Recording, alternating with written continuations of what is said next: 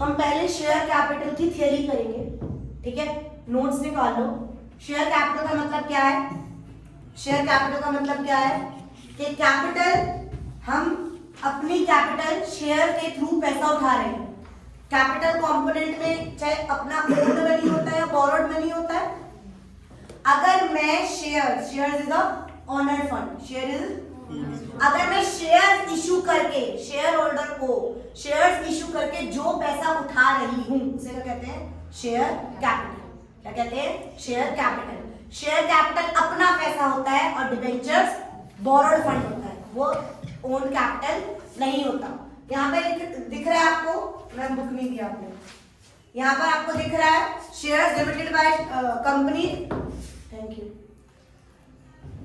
Company limited by shares, company limited by guarantee और unlimited company. क्या इसका मतलब कोई बता सकता है ये तीन कैटेगरी कौन कौन सी होती है?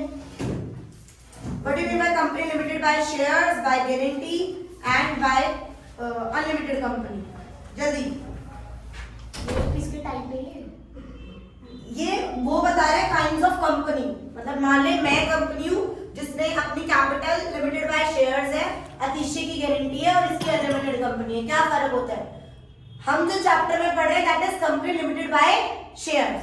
मतलब मैं अपना पैसा कहां से लिखा, नॉमिनल वैल्यू है शेयर्स की, वो इशू करा, फुल अमाउंट ऑफ शेयर्स में पार्ट्स में मंगवा लूंगी। यहां पर मेरे शेयर होल्डर से अगर मैंने एक शेयर 100 रुपए का है, एक शेयर कितने का है?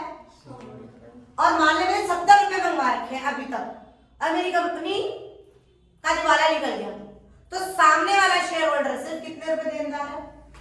उसकी लायबिलिटी क्या है? लिमिटेड। उसकी लायबिलिटी क्या है? 30 रुपए देगा वो। अगर मैंने 1 करोड़ शेयर दे रखे हैं और 1 करोड़ एक शेयर पे 30 रुपए का, 30 करोड़ देने लायबिलिटी है मेरी उससे ज्यादा लायबिलिटी नहीं है। चाहे मेरे को मेरी कंपनी 300 करोड़ का नुकसान खा के बैठी हो, मुझे उससे मतलब, मेरे पर्सनल एसेट्स अटैच नहीं होंगे। तो कंपनी लिमिटेड बाय शेयर्स का मतलब यहाँ पे the liability of the member is limited to the extent of nominal value of shares which is not paid. समझ आया? आप ही लिखा है सब। लिख लो, हिंदी में समझा रही, लिखा नहीं है, लिखो। Limited by share, limited by company limited by shares में लिख लो the liability of its member is limited, किसके आगे लिखना है? company limited by shares, liability of its member is limited to the extent of nominal value of shares held by them. बस The extent of nominal value of shares held by them.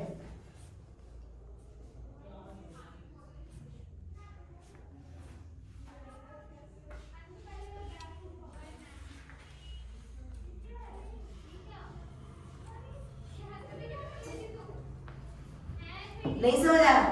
अगर मैंने 100 के 100 रुपए दे रखे हैं और फिर company का दिवाला निकल गया तो मैं कंपनी को 1 रुपया भी देनदार नहीं। That is company limited bye share. आप उनको नहीं दोगे, वो आपको समझ। मैं मतलब कंपनी की शेयर होल्डर। मान लो एक कंपनी XYZ, ठीक है, उसमें जो हम ये बंदे बैठे ना, हम सब शेयर होल्डर हैं। हम सब शेयर होल्डर है मतलब हम सब ऑनर्स है, हम सब ऑनर्स है और हमने 300 करोड़ का घाटा कर दिया, 300 करोड़ का घाटा कर दिया। हमसे वो 300 करोड़ वसूले, हम कंपनी लिमिटेड बाय शेयर्स है, सिर्फ हम उतनी वैल्यू देंगे जितने का शेयर नॉमिनल वैल्यू है। अगर मैंने, हेलो आवाज मत करो, अगर मैंने 100 का 100 रुपया दे रखा है तो मैं कुछ भी दूंगी नहीं। वो मैं कॉपी लेके वापस 100 रुपए। बेटा कंपनी के ऑनर शेयर होल्डर हम है ना।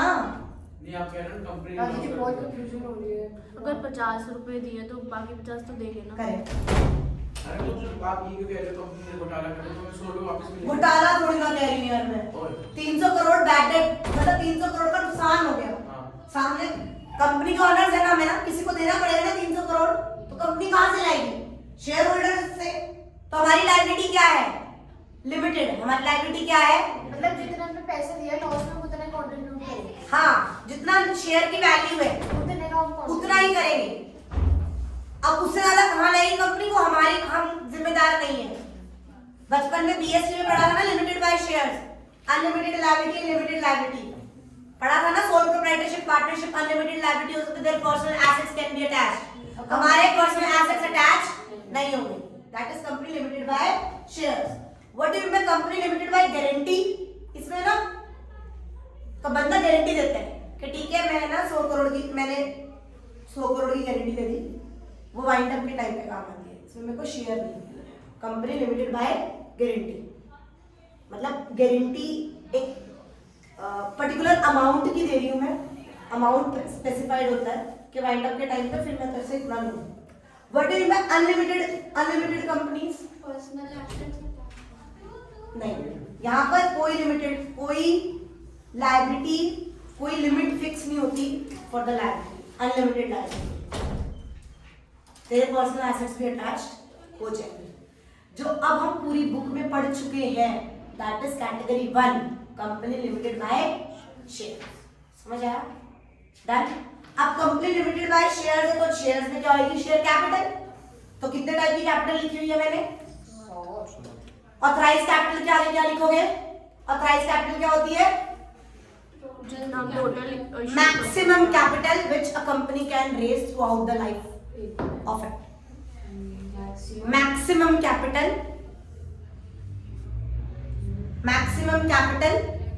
इसे रजिस्टर्ड कैपिटल भी कहते हैं। ऑथराइज कैपिटल के आगे लिख लो, इसे रजिस्टर्ड कैपिटल भी कहते हैं। जो हमारी ऑथराइज कैपिटल है उसे हम रजिस्टर्ड कैपिटल भी कहते हैं, जो एमओए में प्रिस्क्राइब होती है। इससे ज्यादा हम पैसा नहीं उठा सकते। Maximum capital which a company can raise, throughout its life. which a company can raise। Authorised capital को और क्या कहते हैं? ऑथराइज कैपिटल और क्या कहते हैं? Registered capital and nominal capital. ये भी लिख लेना। ऑथराइज कैपिटल क्या कहते हैं? Registered capital and nominal capital. Authorise capital maximum capital है जो एक कंपनी अपनी रेज कर सकती है उतना पैसा, उससे ज्यादा।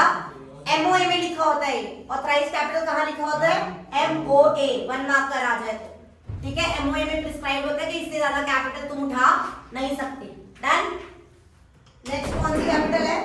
Issued capital. इशूड कैपिटल क्या होती है? जितने शेयर होल्डर का रिक्वायरमेंट होती है। इशूड कैपिटल वो पार्ट ऑफ ऑथराइज कैपिटल है जो हम मार्केट में इशू कर रहे हैं for the public to subscribe. लिख दो, this is the part of authorise capital which a company issue to the public for subscription। क्या बोला मैंने? It is a part of authorized capital which company issues for public subscription। issue to the public for subscription। Bracket में लिखो, ये आ सकता है, ये CVT में भी पूछा जा सकता है। अब मेरी बात सुनो, अभी हम इतना तो पढ़ चुके हैं ना, हम शेयर्स इश्यू करते हैं फॉर कैश, पैसा आएगा बैंक में। और हम एक टॉपिक पढ़ा था कंसिडरेशन अदर देन कैश, याद है?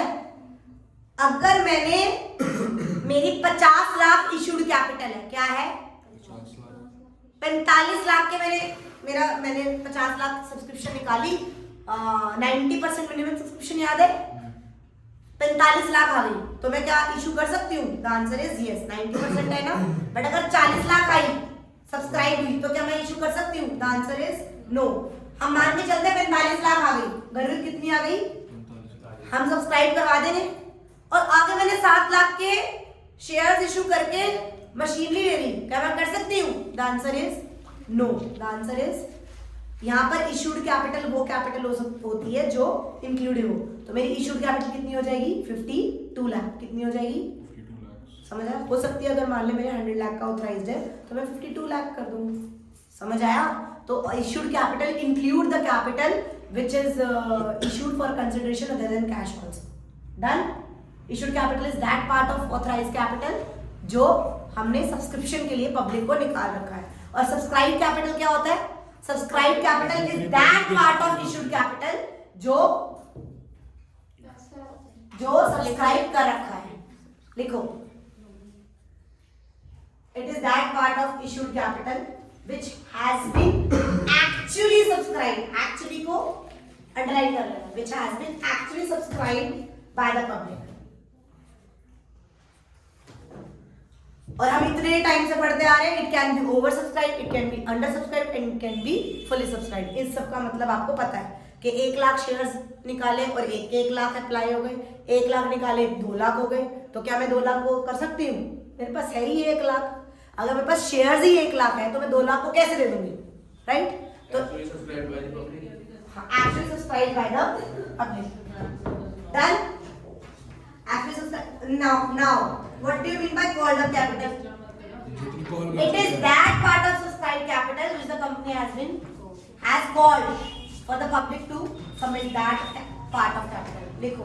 It is that part of subscribed capital which has been called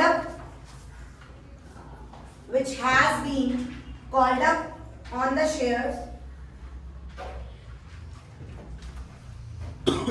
अच्छा, इसमें हम पढ़ चुके हैं कि इट्स अप टू कंपनी कि वो 100 रुपए एक साथ भी मंगवा सकती है और वो 100 रुपए चंक्स में भी मंगवा सकती है। Which has been called up. Which has been called up by the company on the shares. Share पे called up on the shares by the company. Done? Done? समझ आया? पक्का? कॉल्ड अप शेयर समझ आया कि हमने जो मंगवाई है कि दे दो उस सब्सक्राइब कैपिटल में, सब्सक्राइब कैपिटल वालों से कि इतना दे दो। What do you mean by paid up capital? जितना उन्होंने दिया। It is that portion of called up capital which has been actually received from the shareholder. देखो, it is that portion of the called up capital which has been actually received from the shareholder.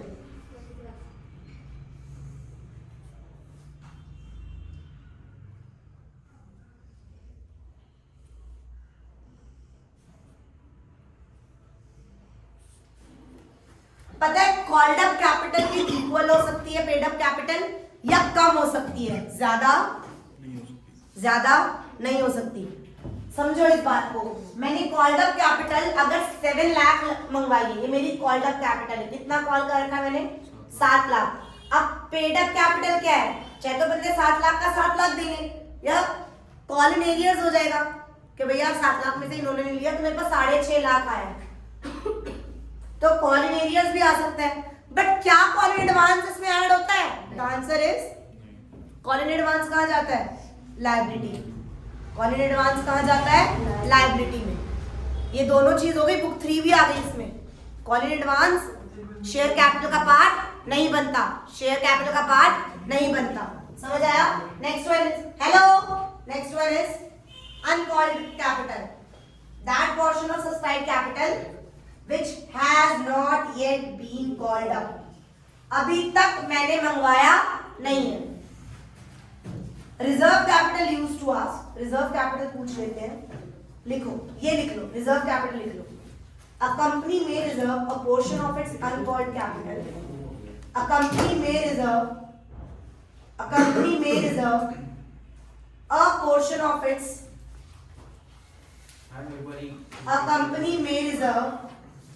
a portion reserve capital पे shift हो जाए। A company may reserve a portion of its uncalled capital to be called only in the event of winding up of the company. A portion of its. A company may reserve a portion of its uncalled capital to be called only in the event of winding up of the company. एक बारी uncalled capital reserve capital लिख लिया।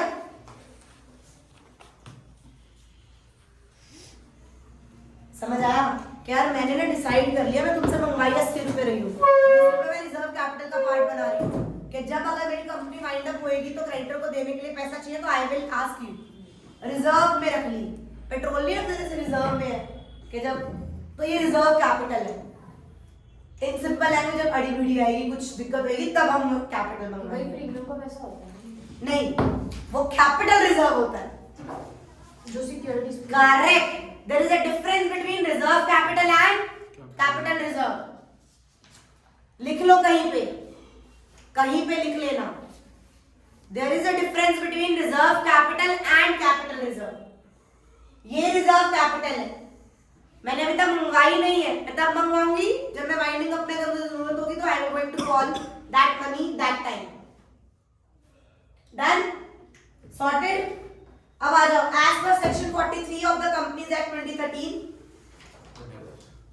before any dividend paid to the equity shareholder, preference shareholder carries preferential right to get the dividend on the winding of the company, preferential right to repayment of the preference shareholder before the capital to the equity shareholder।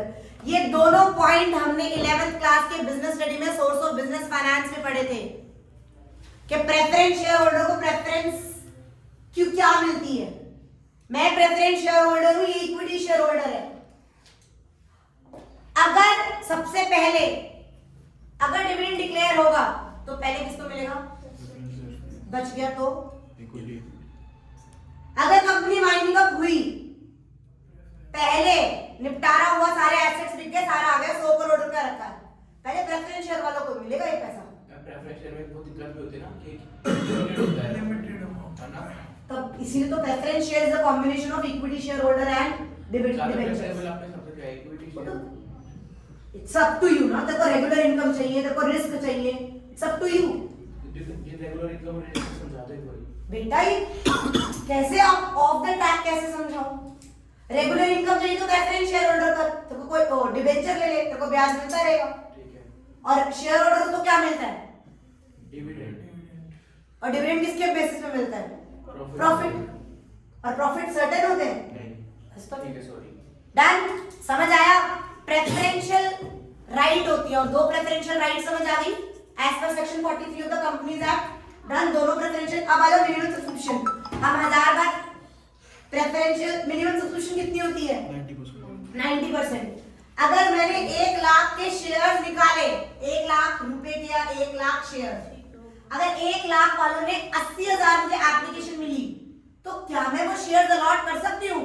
The answer is no. The answer is, अगर मैंने 1 lakh shares निकाले, मैंने announce कर दिया hello hello hello मैं XYZ company 1 lakh shares issue कर रही हूँ, मेरा एक शेयर 1000 रुपए का है, तूने अप्लाई करा, सबने अप्लाई कर दिया, सब्सक्राइब करा, और मेरे पास 80,000 शेयर्स की सब्सक्रिप्शन आई है, क्या मैं उन 80,000 को अलॉट कर सकती हूँ share?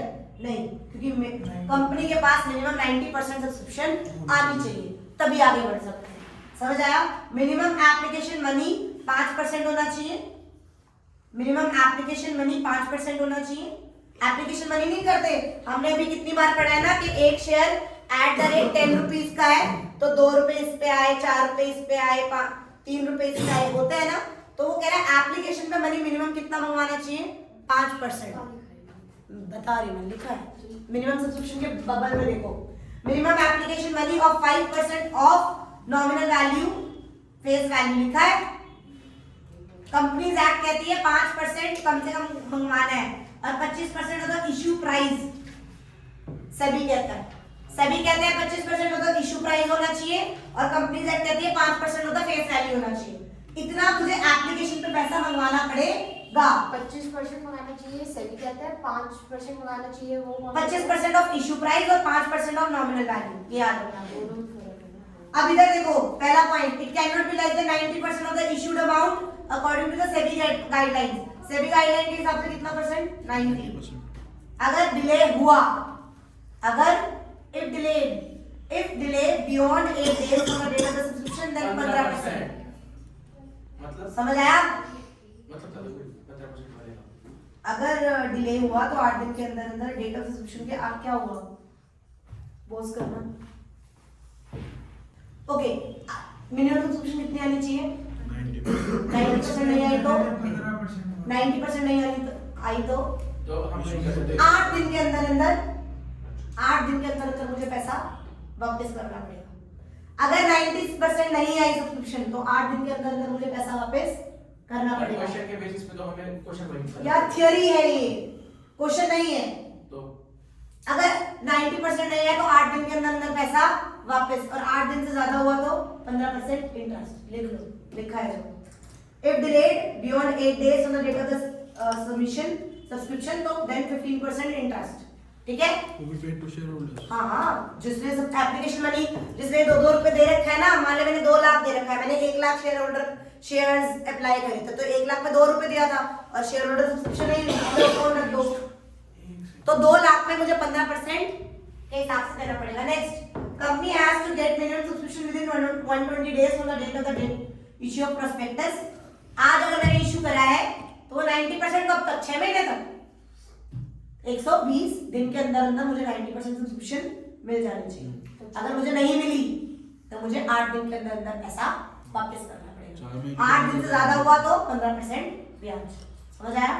Next, application money refund और return within 130 days from date of the issue of prospectus. Issue of prospectus से गिन रहे और वो डेट ऑफ सबमिशन से गिन रहे, दोनों अलग अलग चीज है। मैंने अंडरलाइन इसलिए कर रखा है नोट्स में। समझ आ गया? पक्का? Next, call in arrears, mark this as important. Call in arrears and call in advance used to ask क्या होता है। कॉल इन एरियर्स कहां शो होता है ये पूछा जाएगा, कॉल इन एडवांस कहां होता है ये पूछा जाएगा, क्योंकि ये क्वेश्चन तुम्हारा बुक 2 में भी है और बुक 3 में भी है। Call in arrears share capital का पार्ट बनता है, कि माइनस करते हैं और जो आंसर आता है फिर हम शेयर कैपिटल में दिखाते हैं। तो कॉल इन एरियर्स कहां शो होता है, मैंने लिख रखा है नोट्स टू अकाउंट्स, तो शेयर कैपिटल में से माइनस होता है। बट क्या share call in advance share capital का पार्ट बनता है? The answer is no. The answer is no. Call in advance is a liability. बचपन से 11th क्लास से पढ़ते आ रहे हैं, जो चीज एडवांस में रिसीव हो जाए वो मेरे लिए लायबिलिटी है, वो मेरे लिए टेंशन है, क्योंकि मुझे उसे करना ही देना है। तो कॉल इन एडवांस मैंने लिख रखा है शो हेड कौन सी, current liability, under sub head कौन सी, अदर करंट लायबिलिटी, और ऊपर भी लिख रखा है कॉल इन एरियर्स कहां शो होगा, notes to accounts. Call in arrears में कितना ब्याज लगेगा, 10%, और कॉल इन एडवांस में कितना देना पड़ेगा, 12%। सिर्फ 10 और 12 याद करनी है, 10 और 12 उसमें नहीं आता, एंट्री में नहीं आता। ठीक है? अगर इसने नहीं दिया मुझे पैसा और ये मुझे 3 महीने बाद दे रहा है, जब मैंने मंगवाया उसके 3 महीने बाद दे रहा है, तो इसको मुझे 10% देना पड़ेगा। और इसने एडवांस में दे दिया, मैंने मांगा ही नहीं था, तो मुझे इसे 12% ब्याज देना पड़ेगा। डन? मैंने बोल्ड में लिखा हुआ है this amount is not added to the amount of paid up capital. Paid up capital का पार्ट नहीं बनता, अभी पहले भी समझा के रखी। Call in advance paid up capital का पार्ट नहीं बनता। डन? समझ आया? नाउ जो ये सिक्योरिटी प्रीमियम का है, या 1000 बार शायद रिवाइज कर चुके हैं। क्या है ये? सेक्शन 52 सबसेक्शन 2 सिक्योरिटी प्रीमियम कहता है सिक्योरिटी, क्योंकि shares can be issued at par premium, बस par and premium. Shares discount पे इशू अच्छा नहीं होते, शेयर्स डिस्काउंट पे इशू नहीं होते। कहेंगे मैडम शेयर डिस्काउंट पे क्यों नहीं इशू होते, हम री इशू करते तो डिस्काउंट पे नहीं इशू करते, करते हैं? करेक्ट। जो ओरिजिनल शेयर्स होते हैं, शेयर्स कभी भी डिस्काउंट पे इशू, बट 2 टाइप में डिस्काउंट हो सकता है। कब? जब कंसिडरेशन अदर देन कैश हो और जब री इशू। ठीक है? If you want to write somewhere in the bubble used to come shares, originally shares can not be issued on discount, but consideration other than cash में discount हो सकते हैं और रीइश्यू में डिस्काउंट हो सकते हैं। डन? अब शेयर्स चाहे तो पार पे होंगे रहते या प्रीमियम पे होंगे, तो प्रीमियम पे जो हम पैसा रिसीव करते हैं वो हम कहीं पे भी यूटिलाइज, मैं को चलो यार प्रीमियम में 10 लाख है तो 10 लाख की मशीन खरीद रखे हैं, you can't buy machine from that 10 lakh rupees which you have received from the security premium on account of security premium। Madam फिर कर नहीं सकते तो क्या करेंगे? Security premium as per section 52 subsection 2 सिर्फ 5 जगह हम यूटिलाइज कर सकते हैं, और वो 5 जगह किसको याद है? लॉस को राइट ऑफ करने के लिए। करेक्ट। लॉस, रिडम्पशन, प्रीमियम और रिडम्पशन ऑफ, लिखो प्रीमियम और रिडम्पशन ऑफ शेयर्स और डिबेंचर्स, बायबैक करने के लिए, बायबैक करने के लिए, बायबैक करने के लिए यार पानी, बायबैक क्या शेयर्स आगे, हाँ बायबैक ऑफ अगर शेयर्स बायबैक करते हैं, fully paid up bonus shares को इशू करने में, fully paid up bonus share buyback कर सकते हैं हम, shares fully paid up bonus shares issue कर सकते हैं।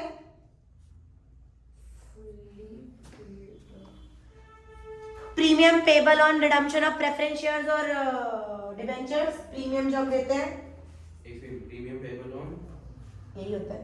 और राइटिंग ऑफ प्रिलिमिनरी एक्सपेंसेस। 5 हो गए। हाँ कौन कौन से हुए, बात दोबारा गिनवाऊं? बायबैक करने के लिए अपने शेयर्स को मार्केट से, bonus share fully paid up bonus shares issue करने के लिए, premium on redemption of preference shares या डिबेंचर्स को करने के लिए, प्रिलिमिनरी एक्सपेंसेस राइट ऑफ करने के लिए, प्रिलिमिनरी एक्सपेंसेस राइट ऑफ करने के लिए, और discount allowed on issue of shares and debentures को, कोई भी एक्सपेंस। ये बताना एक पॉइंट, प्रीमियम पेबल हम हेलो, जब हम शेयर्स का पैसा वापस करते हैं घर में नहीं, बट डिबेंचर्स का पैसा वापस करते हैं, यस। प्रेफरेंस शेयर्स का पैसा वापस करते हैं, हाँ। तो जब हम प्रीमियम पे हमें रिडीम करना, किस पे करना हो, तो हम शेयर सिक्योरिटी प्रीमियम से right of discount premium post लंबा हो जाएगा। एक पॉइंट पर now next topic, private placement of shares. Private placement of shares क्या होता है? बचपन से पढ़ा है प्राइवेट प्लेसमेंट। मैंने कहा मेरे को 100 करोड़ चाहिए, बट मेरे पास खुद के 10 ग्रुप ऐसे हैं जिससे मैं अपने आप शेयर्स पैसा उठा सकती हूँ। जब इनविटेशन हम दे रहे हैं, पब्लिक को नहीं दे रही, मैं 100 करोड़ पब्लिक से उठा नहीं रही, मैं 100 करोड़ किससे उठा रही हूँ? खुद से। प्राइवेटली अरेंज कोई ग्रुप है, कोई मेंबर्स है, कोई इंस्टीट्यूशन है, उनसे। तो प्राइवेट प्लेसमेंट ऑफ शेयर्स क्या होता है? Invitation to subscribe securities to a select group of person through issue of private placement offer letter. याद है बचपन में पढ़ा था, statement in lieu of prospectus. नहीं, ये पता नहीं कौन- बीएसटी में पढ़ा था, chapter 7 formation of a company. जब हम इशू करते हैं शेयर्स, तो हमें क्या इशू करना पड़ता है? प्रोस्पेक्टस। बट अगर मैं शेयर्स पब्लिक से ना उठा के प्राइवेटली, फॉर एग्जांपल वंश भाई के पास बहुत पैसा, नैतिक के पास बहुत पैसा, इसके पास बहुत पैसा, मैंने कहा यार मुझे 100 करोड़ चाहिए, ये कह रहा 50 करोड़, तो मुझसे ले ले 30 करोड़, उससे ले ले 20 करोड़ से। मेरा सॉर्टेड, पब्लिक कंपनी हूं मैं, बट मुझे पब्लिक से पैसा मांगने की जरूरत, तो मैं स्टेट प्रोस्पेक्टस इशू नहीं करती थी। याद आया 11th? So that is private placement. तो अपने पैसे डूब गए। ठीक है, तो ईसोप क्या होता है? What do mean by ESOP? Employee stock option plan. पता है, स्वेट इक्विटी शेयर्स और ईसोप बंदा एक ही सब, लेकिन sweat equity share is a wider term which includes ESOP. ESOP का मतलब क्या होता है? मेरे भाई की कंपनी में भी था। ईसोप का मतलब होता है कंपनी ना ऑफर करके अपने एम्प्लॉयज को कि देख तू ऐसा कर एम्प्लॉय, तू ना मेरी कंपनी के शेयर्स खरीद ले, मैं तेरे को ना मार्केट वैल्यू से क्या कर दूंगा? सस्ते में। समझ आया? मैम पर बहुत कंपनीज में ऐसा भी होता है कि एक जो कंपनी शेयर इशू करती है उसके एम्प्लॉइज को या उसके एम्प्लॉइज के लोन को शेयर खरीदना अलाउड नहीं होता। नहीं, मेरे भाई की कंपनी में था, if you retain for 5 years, तो हम तुम्हें अपनी कंपनियों से कोई भी हो तो 100 शेयर्स दे देंगे। इनफैक्ट आजकल कंपनीज में ये ट्रेंड है कि एम्प्लॉयज को शेयर देते हैं ताकि उनको लगे कंपनी वैल्यू कर दी है मेरी है, कंपनी में मेहनत करूंगा तो कंपनी की वैल्यू बढ़ेगी, तो मेरे शेयर्स की वैल्यू बढ़ेगी, मेरी वेल्थ भी वैल्यू बढ़ेगी। ठीक है, कंपनी में offer option to employees to subscribe for shares of the company at lower than its market value और face value at a future date. Done. ESOP done. Next, till the forfeiture. अब ये shares खत्म हो गया, अब आ जाओ shares issue करें। किसी ने पैसा नहीं दिया, कॉलिड एरियर्स है, तो हम उनके क्या कर लेते हैं? शेयर्स फोरफीट का मतलब क्या होता है वंश? Cancellation of shares. क्या होता है? Cancellation of shares. शेयर्स तुमसे हम ले लेते हैं। क्या तुमने जो पैसा दे रखा है हम तुम्हें वापस करते हैं? The answer is no. वो कहाँ चला जाता है सारा पैसा? Share forfeited account. किसमें चला जाता है? Share forfeited account. क्रेडिट होता है, शेयर फोरफीटेड अकाउंट क्या होता है? क्रेडिट होता है। 1 मार्क का क्वेश्चन कि वो पैसा कहाँ जाता है जो पेड है? Share credit side of the share forfeited account. Done. Till the forfeited shares are reissued, the forfeited amount is shown as the addition to the paid up capital, shown held share capital. This is what? Why this is what? 1 lakh share थे, right? 90,000 ने पैसा दे दिया, 10,000 ने पैसा नहीं दिया, तो वो किस में शो होएगा?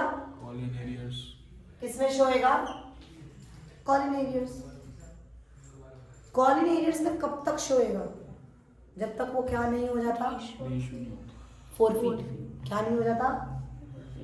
अगर वो फोरफीट हो गया तो उसका पैसा कॉलिंग एरियर्स में शो नहीं करेगा।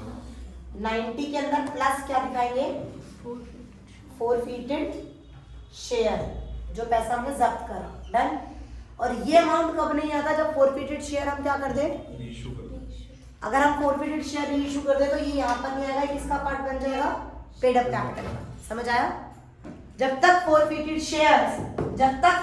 शेयर रीइशू नहीं होते और कैंसिल हो जाते हैं तो वो नंबर ऑफ शेयर्स हम बैलेंस शीट में शो नहीं करते। बट उसका पैसा जो हमने रिसीव करके खा लिया, जब्त कर लिया, फोरफीट कर लिया, वो हम ऐड करते हैं शेयर कैपिटल में।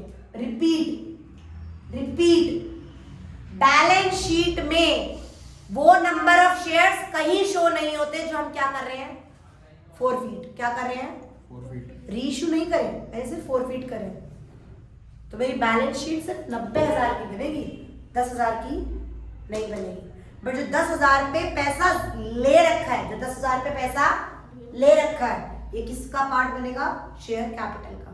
कि 10,000 पे तुमने 2 रुपए ले रखा है, 2 रुपए प्लस होंगे, 20,000 तेरे शेयर कैपिटल में प्लस होंगे इन 90,000 से अलग। बट ये 10,000 नंबर ऑफ शेयर शो, ये फोरफीटेड है।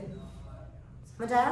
This is hot, that's why it's written till the forfeited shares are reissued. जब तक फोरफीटेड शेयर्स रीइश्यू ना हो तब तक फोरफीटेड शेयर्स का अमाउंट एडिशन में शो होता है as a paid up capital shown under the head share capital. Done? समझ आया?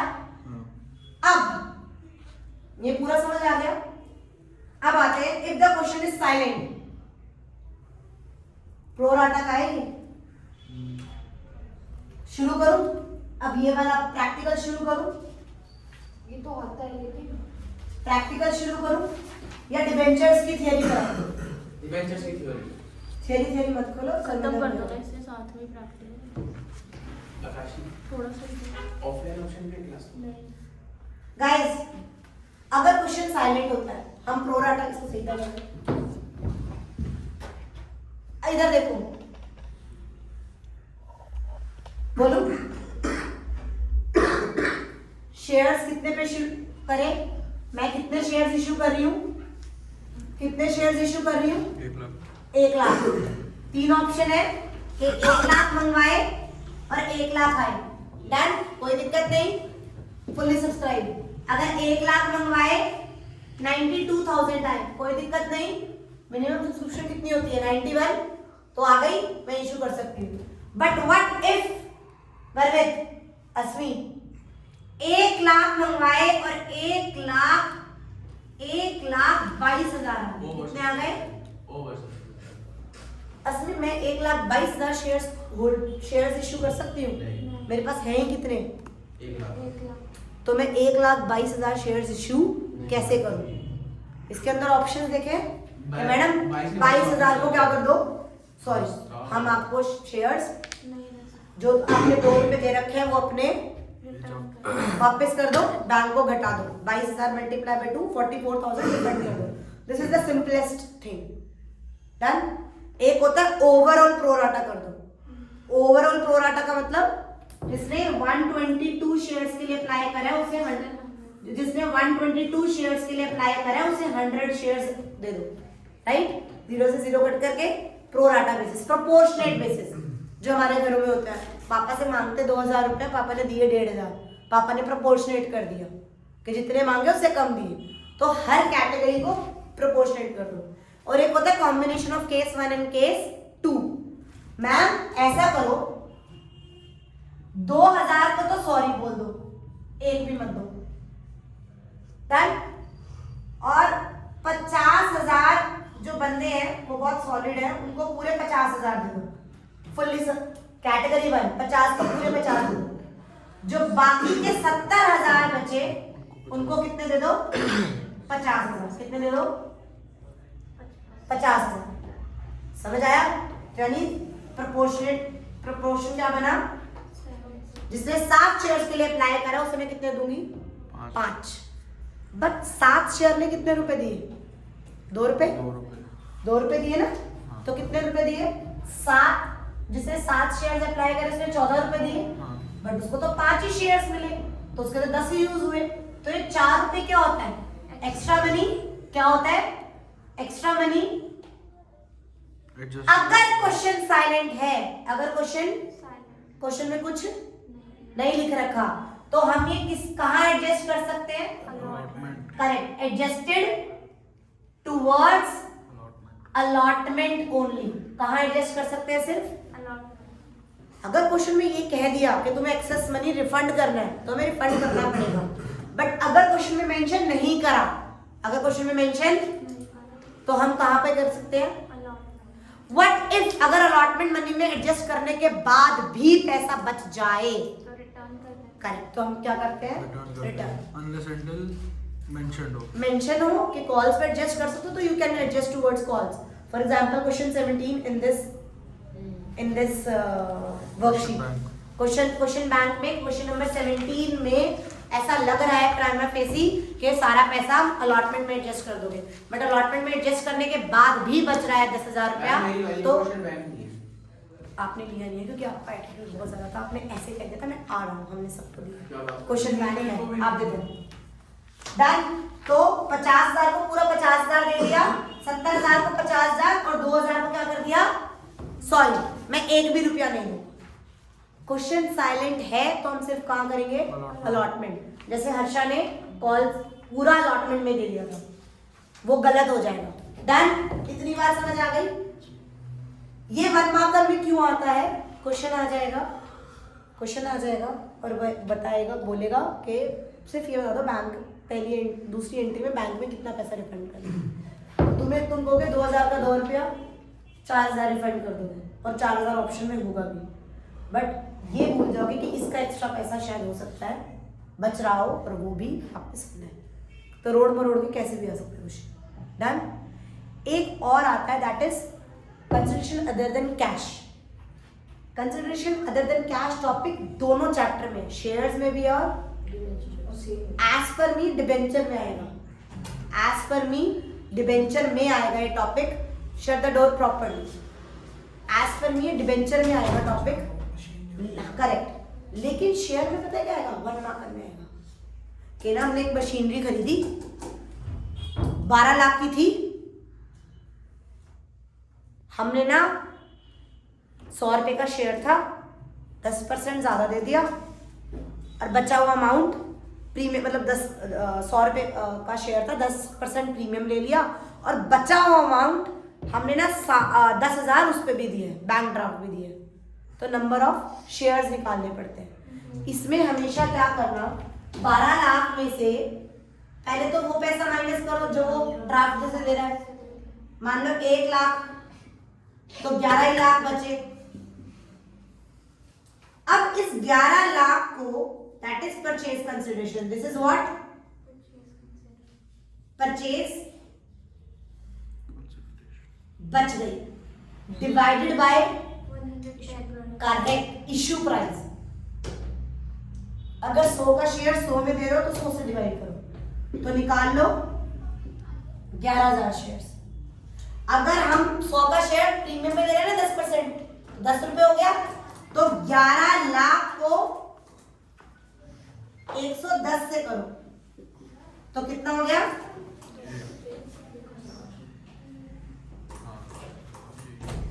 अगर 11 लाख को डिस्काउंट पे दे रहे हो तो डिस्काउंट से करके निकालो नंबर ऑफ शेयर्स या परचेज कंसिडरेशन अमाउंट, कुछ भी पूछ सकते हैं। 1 marker. In this chapter this is whole which can be come as a theory.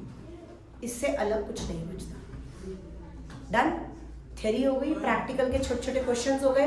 Practical के जो क्वेश्चंस आएंगे वो लिख लो किस बेसिस पे आएंगे। टॉपिक फिक्स है, एक प्रोराटा जो मैंने अभी समझाया है, दूसरा टॉपिक वैसे शेयर में 5-6 ही है। फोरफीटेड में ना कैपिटल रिजर्व नहीं है, वो आता है वरना कर लो। कैपिटल रिजर्व आता है मतलब? कैपिटल रिजर्व फोरफीट करा हमने पैसा, हाँ जब्त कर लिया। वो जो अमाउंट जब्त करते हैं वो क्या होता है? फोरफीट। मैक्सिमम अमाउंट जो हम रीइश्यू के टाइम पे क्या दे सकते हैं? Discount. Maximum permissible discount. Correct, जो हमने फोरफीट करा, राइट गर्वित? मैंने रीइश्यू भी प्रीमियम पे कर दिया, कर सकती हूँ ना, तो मेरा बच गया। ये अमाउंट कहाँ ट्रांसफर होता है? Capital reserve. अब दिक्कत क्या आती है क्वेश्चन में? फोरफीट कितने करेगा? 700 शेयर। रीइश्यू कितने करेगा? 200 शेयर्स। अब फिर कहेगा बताना कैपिटल रिजर्व में कितना आ गया। Are you getting my point? तो प्रोपोर्शनेट करना पड़ेगा। यूनिटरी मेथड लगा लेना। यूनिटरी मेथड लगाना आता है? इधर देख वंश, 700 रुपए पे मान ले तूने 21,000 जब्त करा। कितने रुपए? डन। 700 रुपए पे 700 शेयर्स पे तूने 21,000 रुपीज फोरफीट करा। तूने शेयर भी जब्त कर लिया और सामने वाले ने 21,000 दिए थे वो भी नहीं दिए। अब तू ये 700 शेयर्स रीइश्यू अगर कर सकता है तो मैक्सिमम कितना डिस्काउंट दे सकता है? 21,000। अगर तो डिवाइड करे तो कितने रुपए आएंगे? 30 रुपये। 3 क्यों आएंगे? 30 रुपीज। मैक्सिमम डिस्काउंट कितना दे सकता है? 30 रुपये। तूने यूनिटरी मेथड लगा के कह दिया कि अगर 700 पे 21,000 करा तो यानी एक शेयर पे मैंने 30 रुपए जब्त करा। तूने एक पे शेयर्स पे कितना फोरफीट करा? 30 रुपीज। तो this is the 30 rupees the maximum discount which you can give पर शेयर। अब तूने 200 शेयर्स 80 रुपीज के इशू कर दिए, तो तूने उससे कितना डिस्काउंट दिया? कितना डिस्काउंट करा? तो मैक्सिमम दे कितना सकता था? 30। तूने यूज कितना करा? तेरे पर 10 रुपए बच गए। वो 10 रुपए कहाँ ट्रांसफर होएगा? Capital reserve. तो यानी 200 शेयर्स पे अगर 10 रुपए बचा तो कितना रुपए बचा? 200 शेयर्स पे 2000 रुपए। तो 2000 कहाँ ट्रांसफर करेगा? Capital reserve. Capital reserve. अभी भी नहीं समझ आया? ये आखिरी में नहीं आया। ठीक है, ये वाला इसमें आ रहा है हाँ पक्का? बोर्ड आ रहा है। इधर देखो, फोरफीट की एंट्री करते हैं रैंडम। डन। 700 शेयर्स में फोरफीट कर रही हूं। 30, 40, 10। ये दे दिया था, ये नहीं दिया, ये नहीं दिया 50, ये भी नहीं दिया। डन। मैंने यहाँ फोरफीट कर दिया। तो फोरफीट की एंट्री क्या होती है? Share capital account debit to share forfeiture. Correct. Share capital account debit to to share forfeiture to share allotment to share first goal to share second goal to share allotment and to call in aliens। यही होता है, यही होता है। 700 पे कितना रुपया मंगवाया? 700 पे आया कितना? 700 पे अलॉटमेंट में कितना नहीं आया? और 700 पे अदर कॉल इन एलियन कितना नहीं आया? इतनी बात समझ आ गई? हेलो, फोरफीट कितने करे? 200 शेयर्स। फोरफीट कितने करे? फोरफीट तो सारी भी नहीं। सॉरी, रीइश्यू कितने करे? 200। एंट्री बताओ नैतिक, रीइश्यू की एंट्री क्या होती है? रीइश्यू कर रही हूँ, शेयर्स को बेच दिया तो मेरे पास क्या आएगा? Cash bank. तो क्या एंट्री होगी? थोड़ी तेज। बैंक अकाउंट डेट capital to share capital to share capital कितना? बैंक में कितना आया मेरे पास? मैं 80 रुपीज का दे रही हूँ। कितना रुपीज का दे रही हूँ? 80 रुपीज का है फुली पेड अप। 80 रुपीज का है मैम एक मिनट फुली पेड अप वाला कॉन्सेप्ट करा दो। ठीक है डन। 8 to the 16 तो मेरे पास 16,000 आ गए। कितने आ गए? 16,000। शेयर कैपिटल में तो पूरे सो ही जाएंगे, तो 200 तो 20,000। तो मैंने 2 शेयर फोरफीट कितना यूज करा? गलत लिख रहे हो मैम, ऊपर आएगा। वेट करो ना उसे।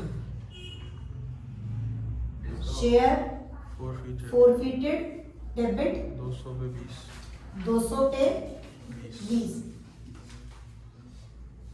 4,000 डन। बच्चे पता क्या करके आते हैं, बच्चे पता क्या करके आते हैं, कितना फॉरफिट करा, कितना फॉरफिट करा वंश?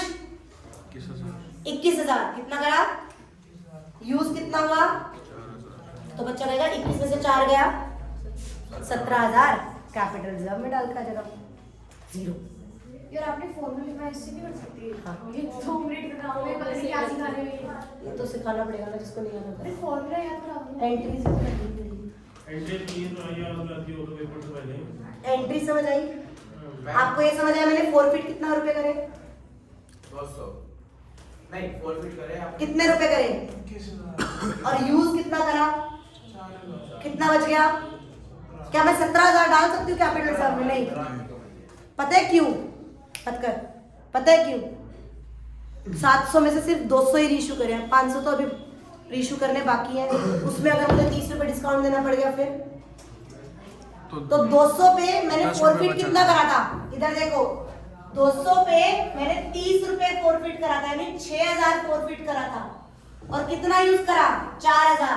तो यानी मेरे पास कितना बचा, 2,000। तो मैं कैपिटल रिजर्व में कितना डालूंगी, 2,000। Share forfeit debit 2,000 to capital reserve 2,000। ये 2,000 ऑप्शन में होगा, 17,000 भी होगा ऑप्शन में। समझ आया? वो कराएंगे। समझ आया? 17,000 भी होगा, 4,000 भी होगा, 2,000 भी होगा। मोटा मोटी हमें क्या समझना है, हमने एक शेयर पे कितना पैसा फॉरफिट करा, 30 रुपए। 30 रुपए। यानी 200 शेयर पे कितना फॉरफिट करा, 6,000। तो 6,000 मैं मैक्सिमम डिस्काउंट दे सकती थी 200 शेयर्स पे, बट मैंने डिस्काउंट मैक्सिमम डिस्काउंट दिया कितना, 4,000। तो यानी 2,000। ये जो 3 एंट्री देख रहे हो ये 6 नंबर का क्वेश्चन है। 2 केस आएंगे, 3-3 नंबर और 6 नंबर पक्के। मैम अगर हम वो 200 की बजाय 700 को पॉइंट में लेके हम तीसरी एंट्री का आंसर निकालते फिर तूने रीइश्यू 700 नहीं करे तो कैसे निकाल देगा? क्वेश्चन में लिखा है ना, क्वेश्चन में लिखा होगा ना। अगर 700 के 700 तूने रीइश्यू करे होते तो तू 21,000 माइनस दिस, फिर तू 17,000 कर सकता। क्योंकि जब हम एप्लीकेशन का एक्स्ट्रा पैसा होता है, जब उसे अलॉटमेंट पे एडजस्ट करते हैं, तो जब आपने अभी उसे चेक करते हैं, और अगर जैसे हमारा अलॉटमेंट पे हुआ 3+1 मतलब 1 रुपये प्रीमियम का है, तो चेक करते टाइम हम वो प्रीमियम इंक्लूड कर सकते करते हैं। समझ आया? पक्का? डन। अब करें टॉप मैं फोल्ड अप पेड